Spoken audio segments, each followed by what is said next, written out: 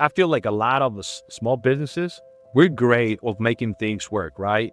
Installing and fabrication and the production side, we know how to do it. The problem was the organizational part of it, delegating tasks. Me and my brother, we work really hard.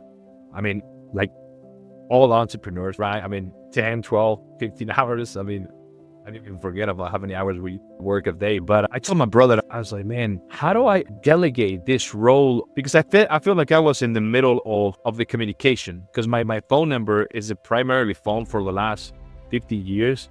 So all the information comes through my phone number, and then I have to put it in the right spots, the right places, right? Either sales, either fabrication, accounting, suppliers. It was just all this communication. And I was falling back on sales.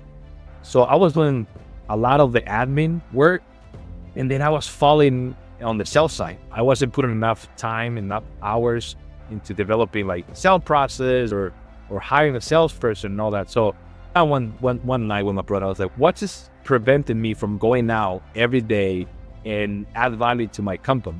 And it was my phone. And then the emails and putting those little fires everywhere. And that's when you told me about that idea, hiring a personal or executive assistant.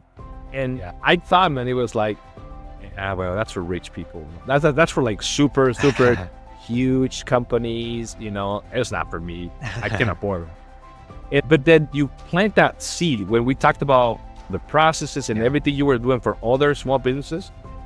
I was just, every day, I couldn't stop thinking about that, man. I just couldn't stop thinking about it. And I was like, man, I think that's the way to go. And that's when I really started thinking. You told me one time, businesses get success or they take the business to the next level because they hire an assistant, or they hire an assistant because they're already too busy. And I think you hire an assistant first, and then you take it to the next level because it helps you to lay the foundation.